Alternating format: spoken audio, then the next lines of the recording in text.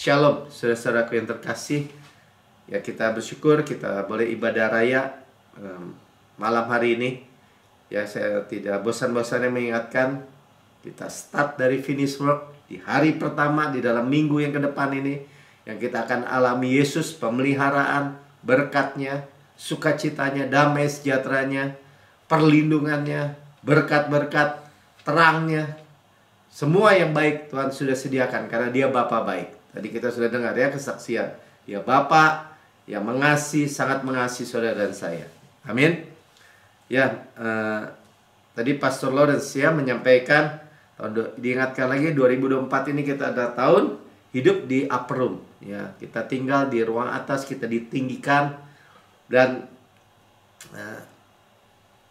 ya tadi cerita ya bahwa ikut campnya anak-anak muda di New Creation Church dan melihat bahwa tekanan yang luar biasa, maksudnya tekanan Tuhan, maksudnya tekanan yang kuat, emphasis tuh ya,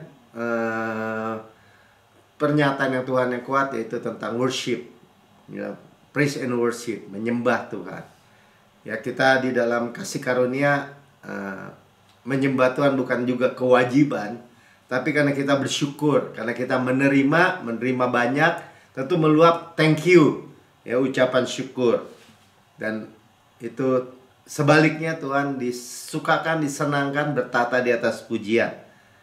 Nah, 120 murid di ruang atas menanti-nantikan Roh Kudus, ya, mereka juga memuji, menyembah Tuhan. Praise and worship. Amin, ya. Jadi dan itu juga digambarkan tentang pondok Daud, ya, atau kemah Daud itu yang sederhana, yang hanya ada perlengkapan ya, yaitu ark, tabut perjanjian Tuhan, yang adalah gambaran Yesus. Nanti kita lihat gambarnya ya, tapi kita mulai dulu. Tuhan mulai dari 2 Samuel 5 ayat 7. Ini tentang Daud ya, tetapi Daud merebut kubu pertahanan Sion, yaitu kota Daud. Jadi di Sion sebagai pusat, Sion di Yerusalem sebagai pusat, ya, dikatakan kota Daud. Dan 40 tahun sebenarnya kemah Daud itu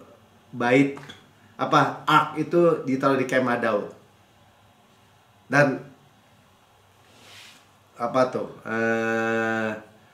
ditandai ya dengan praise and worship, tari-tarian, alat-alat musik yang luar biasa Daud menyiapkan begitu. Nah, itu nanti kita lihat, dan itulah gambaran tentang nubuatan di perjanjian baru, yaitu saudara dan saya. Nah, kita lihat dulu tentang kemah Daud ini dari Kisah 15 ayat 16. Ini Yakobus ya, sampaikan juga bahwa aku akan kembali dan membangun kembali pondok Daud yang telah roboh. Ya, jadi pondok Daud sangat simpel, yang sudah roboh, yang udah nggak ada, dan reruntuhannya aku bangun kembali dan akan kuteguhkan.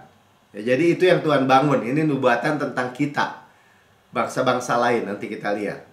Ya, jadi kemah Daud itu ada tabernakel ya, kemah atau bait sucinya Musa ada di Gibeon dengan semua perlengkapannya. Ada menorah, ada meja roti sajian atau pertunjukan itu, dan ukupan, ada semua.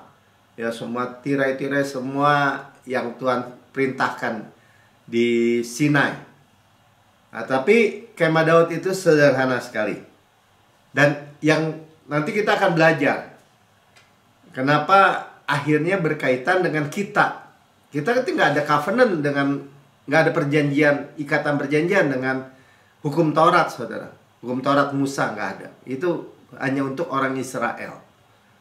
Tapi melalui karya Yesus, dan ini sudah juga dinubuatkan dari Daud sendiri ya, tadi kita lihat bahwa dia merebut Sion. Jadi bukan Sinai, bukan gunung Sinai yang adalah gambaran hukum Taurat, tapi Sion Ya, Tuhan sudah pindah gunung. Sion, Yerusalem, pusat. Taruh ark di pusat. Taruh apa tuh? Tabut perjanjian di pusat. Dan dalam kisah ini nanti kita akan lebih lagi lihat bahwa ini tentang tidak lagi di bawah hukum Taurat.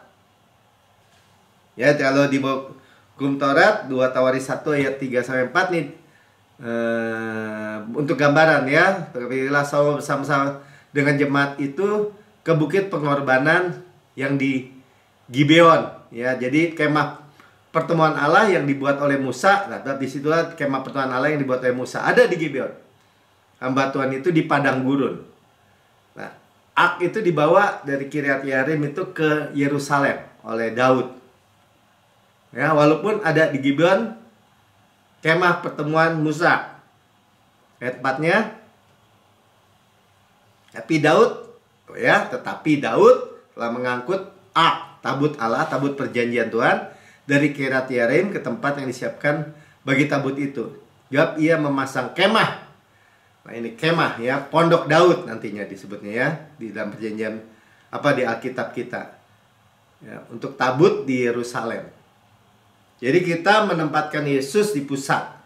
Dan tapi juga kita mengerti kenapa kemah kita disebut tubuh fana ini disebut kemah juga. Dan ada Yesus. Tabut itu ada gambaran Yesus, saudara.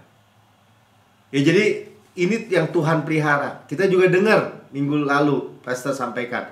Tubuh juga dipulihkan lebih dulu. Karena ini bait Roh Kudus. Tuhan yang pelihara. Ada Roh Kudus. Tuhan yang memperintah, Tuhan yang percantik. Tuhan yang memulihkan, yang sakit nggak ada lagi. Kita aminkan aja, kita terima aja. Nggak ada penyakit. Nggak ada kelemahan. Nggak ada kekurangan. Kenapa? Karena bait Roh Kudus. Rumah Roh Kudus gitu. Dia yang melihara. Ya, baru kemudian nanti keuangan semua. Jangan takut, saudara. Tenang aja. Tuhan nggak kepepet waktu. Ya, dan persoalan-persoalan tentang ini di bawah hukum Taurat, apa di bawah kasih karunia, kemah Musa, atau sama juga bait sucinya Salomo, sama kan? Blueprintnya sama gambarannya. Atau kemah Daud yang sederhana, yaitu tubuh kita nih, kemah tubuh fana yang ada Yesusnya. Luar biasa ya Tuhan ya. Nah, hanya ada satu perlengkapan. Apa? Ya, Yesus. Ya, tabut perjanjian. Nah, kita akan lihat sebenarnya apa sih yang sedang dihadapi gereja-gereja sampai hari ini? Percampuran kan? Hukum Taurat, tuntutan, kasih karunia, supply. Dicampur aduk. Dia bilang keseimbangan. Dia bilang kerjasama. Ada yang bilang begitu. Padahal itu ada perjinahan rohani. Padahal percampuran udah jelas. Tuhan tuh nggak suka. Kalau mau di bawah hukum Taurat, tuntutan, ya di bawah hukum Taurat lah. Tetapi hanya orang Yahudi. Jadi kamu di bawah kasih karunia, cuma-cuma pemberian, kebenaran hadiah, menerima kelimpahan kasih karunia, karya Yesus bukan karya kita, ya terimalah. Jangan mau lagi ditipu daya oleh musuh. Karena lepas dari Kristus atau Kristus tidak berefek atau iman sia-sia kalau dicampur lagi. Kasih karunia sih kasih karunia, tapi berbalik. Tapi kasus ini bukan kasus baru, saudara. Kita pikir, wah ribut nih udah mau menjelang Yesus kedatangan tentang hyper grace, wah kasih karunia, izin berbuat dosa, apalagi kasih karunia murahan. Karena kita harus tetap di bawah kerjasama atau tadi tuntutan hukum Taurat. Ada hamba Tuhan atau pendeta yang sangat menekankan kita harus hidup kudus, tapi bukan kekudusan Tuhan, bukan. Hidup kudus dari diri sendiri gitu, dari daging ini untuk dipersembahkan kepada Tuhan. Enggak, bukan korban kita lagi, saudara. Tapi sekali lagi ya, kita baca aja dari Kisah 15 bagaimana Paulus dan Barnabas kan ke bangsa-bangsa lain, memberitakan Injil. Memberitakan Injil, Injil apa? Injil kasih karunia tentu saja. Nah, mereka ke Yerusalem, sidang di Yerusalem. Nah, kita baca ya ceritanya, nggak apa-apa. Ya, ayat 5. Tetapi beberapa orang dari golongan Farisi. Farisi itu artinya ahli Taurat, orang Farisi. Ya, Farisi orang-orang yang mengerti hukum Taurat. Ya, untuk pengetahuan kita, mereka dari kecil udah hafal, ya, khatam tuh, hafal. Ya, Kejadian, Keluaran, Imamat, Bilangan, Ulangan, kitab-kitab Musa. Ya, terus apa? Nyanyian-nyanyian, nabi-nabi besar, kecil, semua. Ya, mungkin ini SD, ini SMP, ini SMA. Kalau di sekolah kita. Nah, seperti itu. Terus mereka telah percaya, sebenarnya mereka sudah terima Yesus, tapi golongan Farisi. Lalu datang dan berkata, orang-orang bukan Yahudi, artinya non-Jews, disebut orang Yahudi itu mereka sebutnya Gentiles, orang asing, harus disunat dan diwajibkan untuk menuruti hukum Musa. Jadi sebenarnya kasus ini udah dari zaman Kisah Para Rasul di gereja mula-mula sudah muncul dan sudah disidangkan, saudara. Nah, kita lihat apakah keputusannya percampuran, apa keputusannya keseimbangan, apa keputusannya kerjasama, atau apa. Nah, kita terusin aja baca. Ya, jadi saudara, saya masuk ya. Sunat itu adalah pintu masuk tadi di bawah hukum Taurat Musa lagi. Masuk lagi ke situ semua. Dibuat tuntutan. Itu udah dibebaskan dari kutuk hukum Taurat, masuk lagi gitu. Menurut orang Farisi yang sudah percaya. Orang Kristen ya, berarti ya orang Kristen tuh. Sama kan waktu di buku Galatia, di surat Galatia, orang Kristen juga yang dari Yerusalem datang ke Galatia, kamu harus disunat. Tapi jadi pintu masuk. Nah, yang ngajarin gitu Roh Kudus melalui Rasul Paulus bilang, terkutuklah, double curse. Saya nggak mau double curse, saya mau double bless. Dan orang-orang yang menerima itu, Rasul Paulus sederhananya bilang gini, kamu bodoh, apa Kristus nggak kurang jelas terlihat? Nah, tapi kita lihat dulu dalam Kisah 15. Ini dibawa dalam sidang tua-tua ya di Yerusalem, ayat 6-nya. Maka bersidanglah rasul-rasul tuh, rasul-rasul Yesus ya. Rasul-rasul yang 11 karena minus Yudas tambah Matias kan, dan penatua-penatua untuk membicarakan soal itu. Soal apa? Sebenarnya orang non-Jews yang sekarang percaya Yesus harus disunat dan di bawah hukum Taurat. Soalnya soal itu. Nah, kita terusin jawabannya apa? Ayat 7. Sesudah beberapa waktu lamanya berlangsunglah pertukaran pikiran mengenai soal itu. Ulang lagi. Mereka bertanya jawab, bersoalkan gitu. Kemudian berdirilah Petrus dan berkata kepada mereka. Nah, ini jawaban Petrus. Petrus adalah soko guru. Dia adalah kepalanya rasul. Akhirnya dia, Roh Kudus taruh dalam mulut dia untuk menyatakan ini. Ya, kita baca dengan cepat. 8. Hai saudara-saudara, kamu tahu bahwa telah sejak semula Allah memilih aku dari antara kamu, ya, sebagai pemimpin rasul, supaya dengan perantaraan mulutku bangsa-bangsa lain mendengar berita Injil dan menjadi percaya. Kasus Kornelius ya, Petrus diutus Tuhan Roh Kudus untuk berkhotbah di rumah Kornelius, itu perwira Roma. Hai saudara-saudara, terus, dan Allah, nah ini kesimpulan, yang mengenal hati manusia telah menyatakan kehendaknya untuk menerima mereka. Pertama, menerima mereka ya.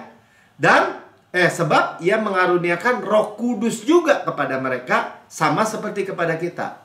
Jadi bait Roh Kudus, sama-sama katakan, kita ini kan orang Indonesia, Chinese, dari mana, suku mana, segala macam, bukan orang Yahudi. Tapi mengaruniakan Roh Kudus, kita bait Roh Kudus. Dia bilang, sama nih. Non-Jews itu terima Roh Kudus. Kenapa? Karena dia lihat mereka berbahasa roh.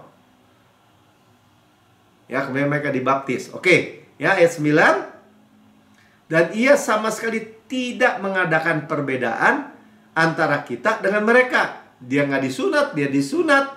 Nggak ada bedanya maksudnya di dalam Yesus. sama sekali, artinya nggak ada perbedaan sama sekali. Ya, sesudah ia menyucikan hati mereka oleh iman. Ya, saudara, adalah kebenaran Allah dalam Kristus oleh apa? Oleh iman. Kebenaran iman. Karena percaya. Jadi kita dicucikan karena apa? Karena hanya faith in Christ. Iman di dalam Kristus. 10. Kalau demikian, dia bilang ya, mengapa kamu mau mencobai Allah? Nah, sekarang mulai orang-orang Farisi tadi yang jadi Kristen, udah Kristen mereka. Ya, kamu mencobai Allah, dia bilang, dengan meletakkan kepada tengkuk murid-murid itu, orang-orang non-Jews, suatu kuk yang tidak dapat dipikul. Suatu kuk yang tidak dapat dipikul. Kuk apa? Kuk hukum Taurat tadi, hukum Musa. Baik oleh nenek moyang kita, orang Yahudi, maupun kepada kita sendiri, orang Yahudi. Kita aja nggak bisa pikul tuntutan hukum Taurat. Petrus bilang, kenapa kamu sekarang pakaikan kuk ini kepada orang-orang non-Jews? Ya, ini penjelasan Roh Kudus melalui Petrus, saudara. Nah, akhirnya 11, ya katakan gini, sebaliknya kita percaya. Artinya apa? Dia juga nggak dibawa kuk itu. Dia bilang, kita ini percaya. Iman di dalam Kristus ya. Bahwa, baca sama-sama, bahwa oleh kasih karunia Tuhan Yesus Kristus, kita akan beroleh keselamatan. Sama seperti mereka juga. Kita keselamat karena apa? Karena kasih karunia Tuhan Yesus Kristus. Nggak ada percampuran dengan hukum Taurat. Amin. Ya, bahkan sidang itu akhirnya mereka putuskan lah. Ada yang hanya 4 aja kesimpulannya. Ya, dalam Kisah 15 ayat 20 kita lompat ke situ dulu ya. Tapi kita harus menulis surat kepada mereka non-Jews ya, kepada bangsa-bangsa lain supaya mereka menjauhkan diri dari makanan yang dicemarkan berhala-berhala. Maksudnya kan kita tahu tuh orang-orang non-Jews kan masih ada yang nggak percaya kan berhala-berhala. Ya kita menjauhkan diri, kita nggak makan makanan berhala. Tahu kan? Paulus juga bilang yang masuk mulut ya keluar di jamban, nggak ada yang menajiskan sebenarnya. Cuman jadi batu sandungan. Ya kalau kita nih makanan nih, misalnya apa? Kan ada kemarin ada yang meninggal kan, saudara dari Bu Lili yang masih sembah-sembah gitulah ya. Terus ada jeruknya, ada apanya. Ya kalau kita udah lihat gitu, kalau dikasih ya kita nggak mau. Ya, kenapa? Karena menjadi batu sandungan nanti. Sebenarnya sih nggak ada masalah makanan itu nggak menjadikan kita tambah kudus atau tambah nggak kudus. Percabulan, udah jelas ya. Daging binatang yang dicekik, jadi darahnya nggak ngalir. Ya ini nasihat semua dan dari darah. Karena darah itu kehidupan. Maksudnya darah. Ada orang debatkan, ini jadi nggak boleh makan tuh yang ayam tuh apa darahnya yang dibekukan terus dimasak apalah. Saya sebenarnya nggak doyan aja. Tapi maksud yang ini adalah ada orang-orang tuh keluarin darah ular kobra, darah apa terus diminum gitu. Jangan gitu katanya. Oke lah, nggak ada masalah. Amin. Ya, makanan nggak membuat kita makin kudus atau makin nggak kudus, nggak ada ya.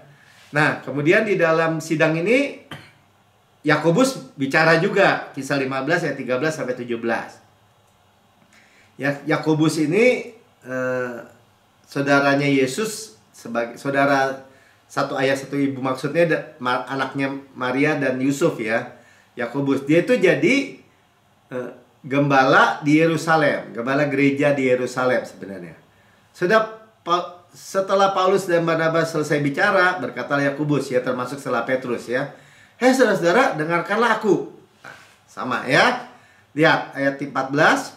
Simon, maksudnya Petrus, telah menceritakan bahwa sejak semula Allah menunjukkan rahmatnya atau kasih karunia, resepnya. Rahmat. Ya kalau orang bilang, apa sih Pak bedanya rahmat sama kasih karunia? Kalau yang saya pahami, rahmat itu yang kita layak terima, yaitu penghukuman. Kita nggak terima, kita terima rahmat. Nggak dihukum gitu. Kasih karunia apa? Kasih karunia yang kita nggak layak terima, yaitu berkat. Ya kita terima. Ya dua-duanya nggak layak. Tapi ya kalau mau dipisahkan ya begitu aja. Kepada bangsa-bangsa lain, yaitu dengan memilih suatu umat di antara mereka bagi namanya. Nah, suatu umat dari antara orang-orang non-Jews bagi namanya. Nah, itu ternyata nanti kita lihat sudah dinubuatkan. Jadi si Yakobus ini tahu ada ayat di Amos, nanti kita baca. Tapi selesaikan dulu ya. Yakobus cerita apa? Terus hal itu dibilang ya, sesuai dengan ucapan para nabi, seperti ada yang tertulis. Nah, dia kutip dari kitab Amos. Dan kemudian katanya, aku akan kembali dan membangunkan kembali pondok Daud yang telah roboh. Nah, kenapa dikaitkan ke sini? Nanti kita lihat ya. Jadi pondok Daud itu gambaran Yesus. Hanya ada Yesus di dalam tubuh ini. Kemah ini disebutnya mengenai pondok Daud atau kemah Daud. Itu sudah roboh, maksudnya pada zaman itu akhirnya kan orang kembali lagi beribadah kemana? Ya ke bait Salomo atau bait suci Salomo atau baitnya. Yang sama gambarannya dengan bait kemah sucinya Musa, sama. Reruntuhannya akan kubangun kembali dan akan kuteguhkan. Mulai dari situ ayat 17-nya bilang apa? Supaya semua orang lain mencari Tuhan. Orang lain tuh maksudnya Gentiles. Dan segala bangsa yang tidak mengenal Allah, artinya tidak non-Jews, yang kusebut milikku. Demikianlah firman Tuhan yang melakukan semuanya ini. Luar biasa ya. Jadi saudara dan saya mesti teguh berdiri. Saya tidak di bawah hukum Taurat. Saudara mau di bawah hukum Taurat juga saudara nggak bisa. Saudara bangsa-bangsa lain. Mereka aja yang orang Yahudi udah sidang tuh. Rasul-rasul udah sidang. Kita juga sama seperti mereka, bukannya bawa mereka ke bawah hukum Taurat lagi, hukum Musa. Ini udah bukan tabernakel atau tadi kemah suci atau bait sucinya Salomo atau Musa. Bukan. Tapi kemah Daud. Ya jelas ya. Dan ini udah dinubuatkan di kitab Amos yang dikutip oleh Yakobus ini. Kita baca aja dari Amos 9 ayat 11. Pada hari itu sama ya. Pada hari itu berarti nubuatan ke depan kita alami sekarang. Aku akan mendirikan kembali pondok Daud yang telah roboh.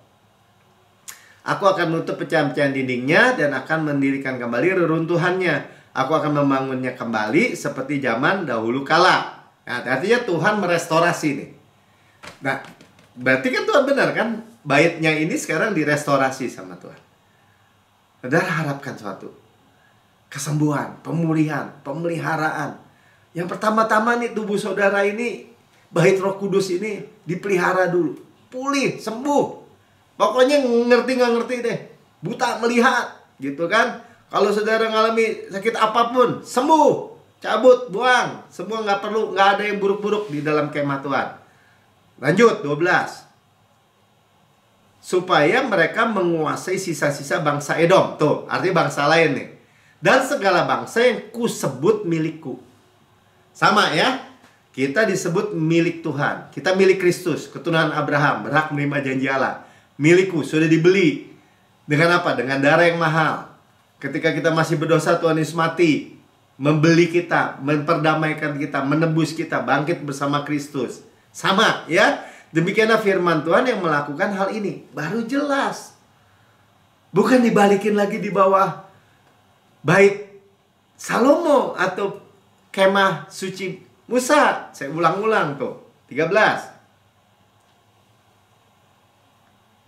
Sungguh. Nah, ini berkatnya ya. Waktunya akan datang, demikianlah firman Tuhan, bahwa pembajak akan tepat menyusul penuai. Pertama kemah, sekarang pembajak tepat menyusul penuai. Itu artinya apa? Penuai lagi nuai, belum selesai, kayak saking besarnya, pembajak udah maju lagi. Nah ini kenapa? Saking luasnya ini. Ya, pengirik buah anggur baru mengirik, anggur lagi dipetikin, mengirik, benihnya udah ditabur lagi. Susul menyusul. Nah makanya dibilang gunung-gunung akan meniriskan anggur baru, new wine. Kita tahu ya, pencurahan Roh Kudus, pekerjaan Roh Kudus. Nah ini nanti kita lihat ya, segala bukit akan kebanjiran. Kebanjiran apa tadi? Kebanjiran anggur, wine, sukacita, damai sejahtera. 14, selesaiin dulu. Aku akan memulihkan kembali umatku Israel. Nah, ini bicara tentang apa? Tentang waktu sekarang. Kapan terjadinya? Waktu Tuhan memulihkan umatku Israel. Kapan? Ya kalau kita bilang ya di zaman kita setelah Perang Dunia Kedua tahun 48, Israel kembali ke tanahnya, kemerdekaan Israel. 15 Mei 1948 dibangun kembali. Kalau saudara sekarang ke Israel, ya sudah lihat sendiri. Ya, mereka jadi bangsa modern, maju. Bangun kota-kota yang licin tandas, mendiaminya. Mereka menanami kebun-kebun anggur dan minum anggurnya, wine-nya. Mereka akan membuat kebun-kebun buah-buahan dan makan buahnya. Israel mengekspor buah-buahan, kebun-kebun anggur semua ke Eropa, saudara. Hari-hari ini. Nah, ini kita akan lihat ya. Yang pertama, revival itu yang natural, yaitu Israel. Ya, itu gambaran yang supranatural kita. Nah, sekarang kita nih memiliki hope yang luar biasa. Ayat 15. Maka aku akan menanam mereka di tanah mereka, dan mereka tidak akan dicabut lagi. Mau teroris kek, mau siapa ya kan, mau ngusir mereka di tanahnya lagi, nggak akan bisa, saudara. Nggak ada lagi yang bisa cabut orang Israel dari tanahnya di yang disebut Palestina. Buat apa sih itu tanah Israel? Coba apa? Dari tanah yang telah kuberikan kepada mereka 2000 tahun yang lalu. Iya kan? Ribuan tahun yang lalu, mundur lagi itu, waktu zaman Abraham. Itulah firman Tuhan Allahmu. Amin. Ya jadi jangan main-main. Ya nggak ada yang bisa menang lawan Israel. Kan Tuhan yang bilang. Nah, kita sekarang balik ya. Kita mau lihat kemah Daud itu. Kita lihat gambaran pondok Daud supaya kita tahu ya ada apa di situ. Mana gambarnya Mika? Karakteristiknya apa? Nah, tuh ya, cuman kemah, ada tabut yang kuning itu kan? Tabut. Nah, karakteristiknya apa? Pujian, penyembahan, tari-tarian, musik, ya kan? Alat-alat musik, ada sangkakala, ada ceracap yang berdenting, ceracap yang berdentang, semua. Ya, mereka day and night 24 jam. Makanya kita sama. Dulu kita nggak pikir secara fisik kan. Wah, menara doa, wow. Oh, pagi jadi siang, siang jadi malam. Wah, begitu. Bukan, saudara. Saudara setiap waktu bisa thank you Lord, terima kasih Tuhan. Berbahasa roh, memuji, menyembah Tuhan. Boleh nggak sama-sama ibadah raya? Iya boleh, kita tadi juga memuji, menyembah Tuhan. Nanti kita di akhir ibadah juga kita lebih lagi. Karena kita lihat, ini yang Tuhan pulihkan. Dan pasti terjadi. Ya, percaya katakan amin. Amin ya. Jadi ada great revival ini. Ya kalau orang wah ada pencurahan Roh Kudus. Ketiga bukan. Pemulihan pondok Daud, pujian penyembahan, dan jangan dibawa lagi ke bawah hukum Taurat. Jadi karakter pujian penyembahan Daud seperti apa? Waktu mereka bawa tabut itu dengan cara-cara Filistin, ditaruh di kereta. Usa mati, saudara pegang. Wah, Usa mati. Daud sampai bingung. Oh, mesti dipikul imam. Sebenarnya waktu imam pikul, dia yang diangkat oleh tabut itu. Ya, kita mempunyai Yesus, imam besar agung kita. Dan sembelih darah. Sekarang kita punya darah Yesus. Darah Yesus, imam besar Yesus. Semuanya sudah komplit. Ya, apa yang penting di dalam kemah Daud tadi kita lihat? Ya cuma satu-satunya perlengkapan atau furniture itu adalah Ark of the Covenant, tabut perjanjian.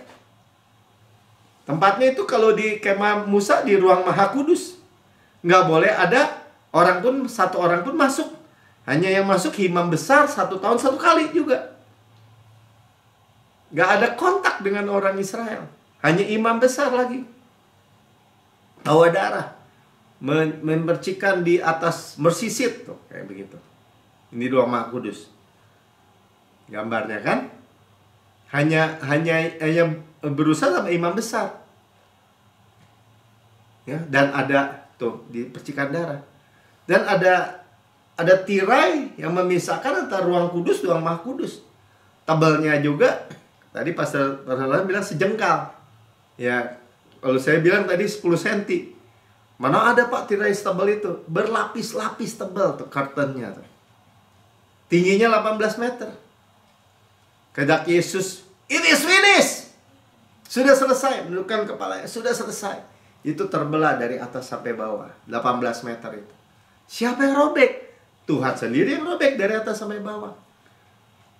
Sehingga kita berhubungan langsung. Nah, kalau lihat berhubungan langsung, itu gambaran apa? Ya kemah Daud itu tadi, pondok Daud itu. Langsung bertemu muka dengan muka. Touch gitu. Tuhan touch orang kusta. Tuhan menyentuh orang, disentuh sama orang perdarahan.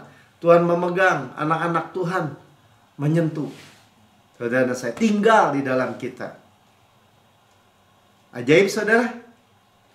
Nih, jangan mau ada yang bisa memisahkan kita lagi dengan pengertiannya yang salah. Ya, inilah a new and living way. Inilah jalan yang baru dan yang hidup. Ibrani 10 ayat 20. Karena ia telah membuka jalan yang baru dan yang hidup bagi kita melalui tabir tadi, tirai itu, yaitu dirinya sendiri. Dirinya yang dirobek itu, dicambuk sampai terbelah. Seperti Abraham ya, korbannya itu dibelah semua. Jalannya darah. Pendamaian. Ada jalan pendamaian. Ini keajaiban saudara. Ini luar biasa. Jadi kayu salib, pendamaian antara Allah dan manusia. Makanya kita bagian kita apa? Thank you saudara. Mengucap syukur. Ya, berterima kasih terus menerus. Jadi doa pujian penyembahan 24 jam. Bukan kita ke Tuhan, bukan. Karena kita terima banyak, thank you-nya gak habis-habis saudara. Ucapan syukurnya gak habis-habis. Ada lagi. Tadi ya, antara pembajak penuai susul menyusul katanya. Antara pengirik gandum baru diirik, baru diperes, sama penabur benihnya usul menyusul lagi. Saking luasnya, belum keburu selesai, udah maju lagi.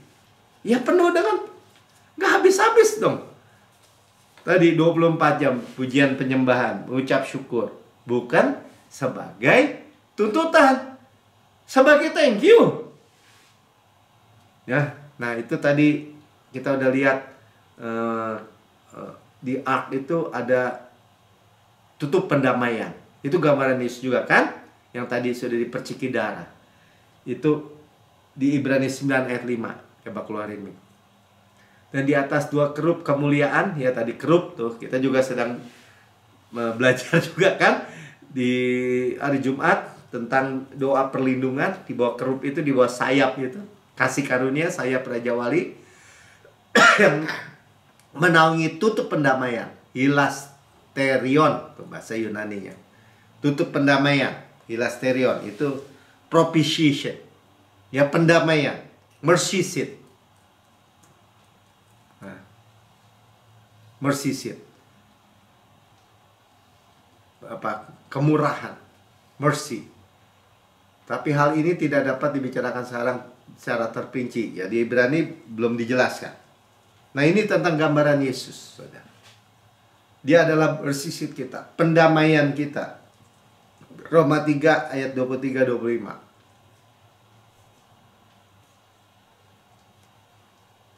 Tadi nggak apa-apa di situ juga, apa biar kelihatan maksudnya. Karena semua orang telah berbuat dosa dan telah kemuliaan Allah. Semua orang, Jews, non-Jews, semua orang berbuat dosa, telah kehilangan kemuliaan Allah. 24. Dan oleh kasih karunia, bukan oleh kebenaran diri, bukan. Hanya oleh by grace telah dibenarkan dengan cuma-cuma. Makanya kebenaran cuma-cuma itu hadiah, saudara. Sama-sama saya menerima kebenaran hadiah. Cuma-cuma itu Jangan saudara bayar. Kalau saudara bayar, saudara balik lagi di bawah hukum Taurat, mengharapkan kebenaran dari hukum Taurat. Ya maksudnya orang Farisi tadi suruh orang non-Jus disunat, kan semuanya rohani. Kayaknya. Tapi di mata Tuhan salah besar udah. Ya, kita terima kebenaran cuma-cuma, kebenaran hadiah, sama-sama katakan. Karena penebusan dalam Kristus, karya Yesus, bukan karya kita. Kalau dibilang dalam Kristus, itu udah urusannya Kristus semua. 25. Kristus Yesus telah ditentukan Allah. Jadi Yesus Kristus itu anak tunggal Allah, satu-satunya yang sangat dikasih, menjadi jalan pendamaian. Nah, ini propitiation. Jadi dia mercy seat itu. Karena iman. Kita didamaikan karena iman. Kalau udah bilang, Pak, maksudnya karena iman apa sih? Ya tangan terbuka menerima. Kalau bukan iman apa sih? Mengharapkan dengan upaya usaha diri, perform diri di bawah hukum Taurat. Karena iman, bilang, karena iman dalam darahnya. Darahnya bukan darah saudara. Hal itu dibuatnya untuk menunjukkan keadilannya. Inilah keadilan Tuhan. Tuhan bilang, kasih dan keadilannya bertemu di kayu salib tuh. Karena ia telah membiarkan dosa-dosa yang terjadi dahulu pada masa kesabarannya. Amin. Ya, jadi udah gak ada wheel sekarang, gak ada tirai lagi, udah dirobek. Gak ada yang bisa jahit sebenarnya, tapi sama orang Yahudi dijahit lagi. Ya, sama orang Kristen yang gak mau percaya, jadi dijahit lagi, jadi jauh lagi. Kalau saudara nggak mau terima kasih karunia, ya hubungannya jauh. Jangan panggil bapak. Imam lagi, harus pakai imam nanti. Nanti ada kasta lagi. Ada orang imam, ada pendeta, ada umat katanya. Jauh umat mah, titip doa aja. Nggak begitu saudara. Nggak begitu ya. Nggak begitu.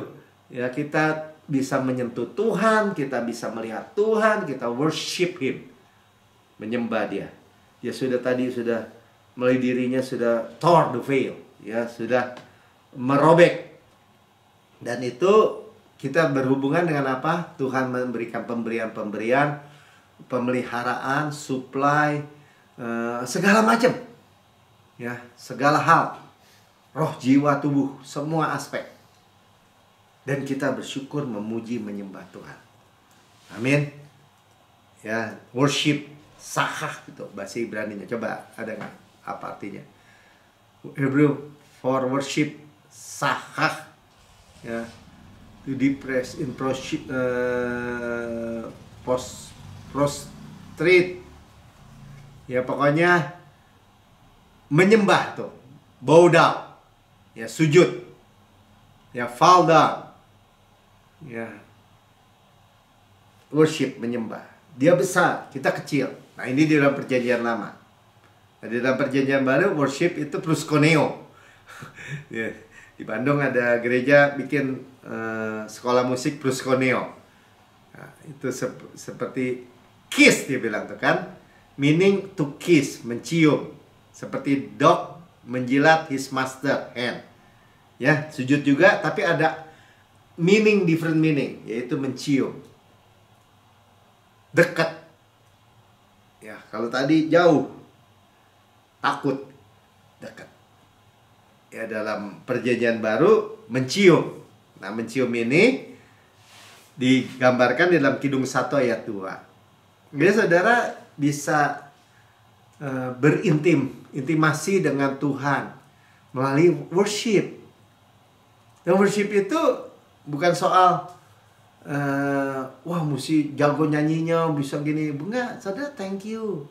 Terima kasih Tuhan. Saudara katakan firman. Ya saudara nyanyi mau fales juga nggak masalah sama Tuhan, sama Bapa. Nah, di Kidung Agung Kidung 112, kiranya dia mencium aku dengan kecupan. Tuh. Keintiman antara mempelai pria dengan mempelai wanita. Karena cintamu lebih nikmat daripada anggur. Ya, jadi Kidung Agung tentang Sulaiman. Ya, Salomo. Itu Salomo ya, gambaran Yesus. Sulamit, gambaran gereja kita. Ya, cintamu lebih nikmat daripada anggur. kata Sulamit kepada mempelainya. Nah, gimana kata mempelainya? Yesus kepada mempelai wanitanya. Kidung 4 ayat 9-10. Engkau mendebarkan hatiku, Dinda pengantinku. Engkau mendebarkan hati dengan satu kejapan mata, dengan seuntai kalung dari perhiasan lehermu. Mendebarkan hati. Ini tentang kasih yang mendalam, cinta yang mendalam, love of Christ. Itu tabernakel Daud itu. Kasih yang everlasting, yang tidak pernah habis. Betapa terus ayat 10 ya. Betapa nikmat kasihmu, Dinda pengantinku. Itu kata Tuhan. Jauh lebih nikmat cintamu daripada anggur. Ya. Dan lebih harum bau minyakmu daripada segala macam rempah. Jadi pujian penyembahan itu yang menjadi karakteristik di kemah Daud itu tadi, pondok Daud itu. Itu bagi Tuhan itu keintiman, nikmat, kasih. Ya kecupan tadi seperti proskuneo itu. Worship. Ya mendebarkan hati. Saudara, kita memiliki rahasia itu. Ya semakin kita worship, memuji, bersyukur, berterima kasih. Terima ya, say thank you kan. Tuhan supply. Kita terima, tangan terbuka menerima. Terima kasih. Thank you. Bahasa Indonesia bagus ya. Terima kasih. Kasih apa? Kasih karunia yang cuma-cuma. Nah, dan itu mendebarkan hati Tuhan. Kita makin berlimpah-limpah, makin mulia. Rahasia yang luar biasa kali kan ya. Tuhan memulihkan, Tuhan merestorasi, Tuhan memberesin semua kehidupan kita. Yang percaya katakan amin. Ya, dia begitu cinta kepada kita, dia beli kita seperti dibilang mutiara itu ya. Mutiara ini pedagang mencari mutiara. Mutiara itu nggak kosher tuh bagi orang Yahudi. Makanya mutiara itu non-Jews sebenarnya gambarannya. Demikian pula hal kerajaan surga itu semua seorang pedagang yang mencari mutiara yang indah. Kita. Jadi jangan dibalik ya. Dulu ayat ini dipakai untuk kita yang mencari Yesus. Yesus yang mutiara. Bukan. Kita yang mutiara di pandangan Tuhan. Ayat 46. Setelah ditemukan mutiara yang sangat berharga, ia pun pergi menjual seluruh miliknya lalu memberi mutiara itu. Dia korbankan seluruhnya. Ya, ini personal. I love you. Dia nyerahkan nyawanya. Bukan saudara yang menyerahkan kepada Tuhan. Bukan saudara yang jual semua. Cari Yesus. Bukan Yesus yang cari kita. Dan dia sudah menemukan. Saudara, kalau sudah mendapatkan rahasia ini, siapa yang mencari siapa? Siapa yang menemukan siapa? Siapa yang menjadi milik siapa? Saudara, hidup saudara nggak sama lagi. Amin. Ya. Jadi kalau kita udah dibilang berharga, mulia, kita nggak rusak lagi hidup kita. Ada orang-orang Kristen yang rusak.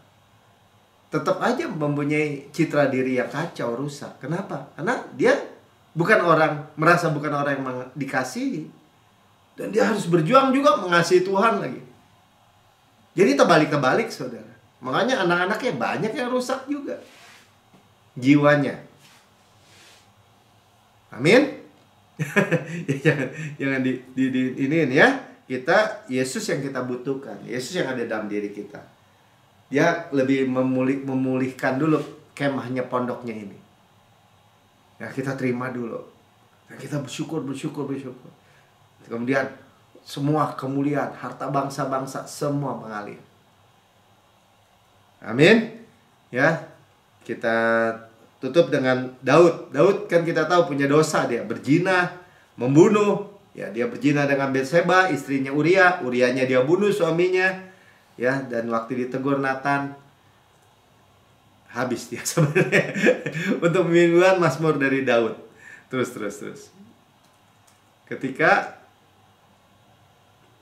Ketika Nabi Nathan datang kepadanya setelah ia menghampiri Batseba, udah teguran gak enak ini. Soalnya Daud udah dibilang gini, kamu tuh punya kambing domba banyak, ngambil punya orang yang cuma satu-satunya, kira-kira gitu.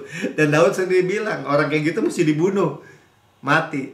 Tapi waktu dia merasa waduh, salah besar, ya kan? Ini perjanjian lama nih, saudara.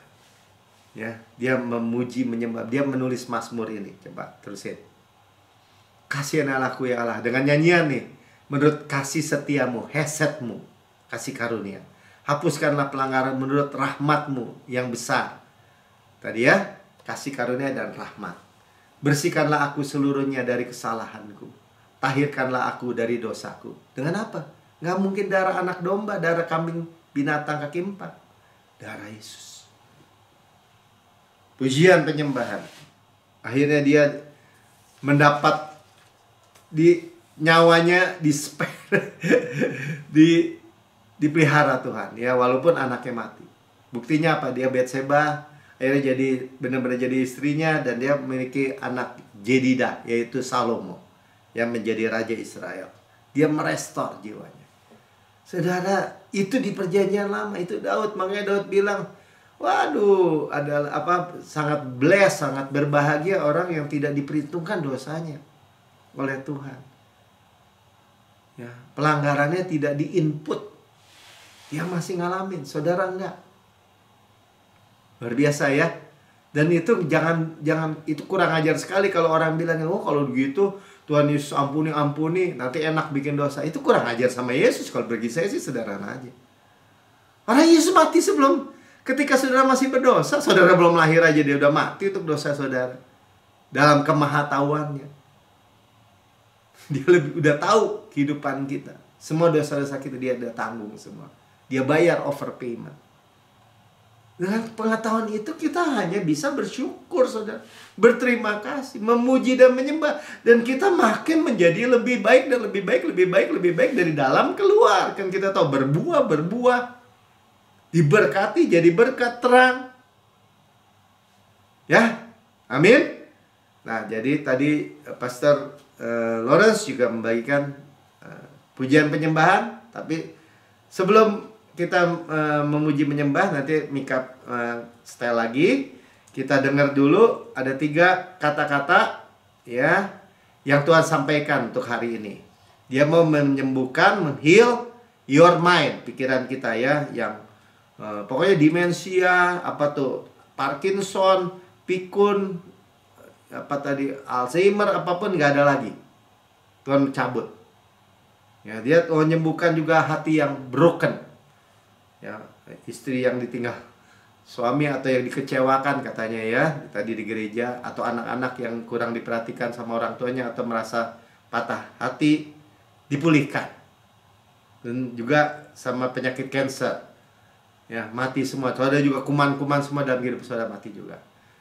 Nah, kita akan memuji menyembah Tuhan. Sebelumnya doa dulu ya, kalau saudara yang mau terima Yesus di rekaman YouTube ya. Ini kan rekaman ini akan dibagikan di YouTube. Jadi ikuti saja saya berdoa. Katakan, Tuhan Yesus yang Maha Mulia, saya menerima Engkau sebagai Tuhan dan Juru Selamat pribadi saya. Dengan mulut saya mengaku, dengan hati saya percaya bahwa Engkau telah mati buat saya, buat semua dosa-dosa saya, dibangkitkan karena pembenaran saya, naik ke surga, duduk di sebelah kanan Allah Bapa, dan mendudukkan saya bersama-sama dengan Yesus di surga. Surga adalah rumah saya, dan saya adalah anak yang paling dikasihi. Saya adalah bait Roh Kudus yang Tuhan pulihkan, yang Tuhan berkati. Di dalam nama Tuhan Yesus, amin. Mari saudara, kita akan teruskan dengan pujian penyembahan yang dari New Creation Church. Sama-sama ya, nyembah Tuhan dan terima semua apa yang tadi sudah disampaikan. Kita alami ya. Tuhan Yesus berkati semua. Silakan.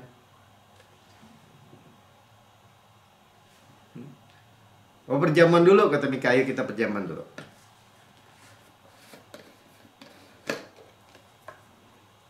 Perjamuan dulu deh, perjamuan dulu ya. Karena itu nanti kita langsung tutup dalam doa. Haleluya.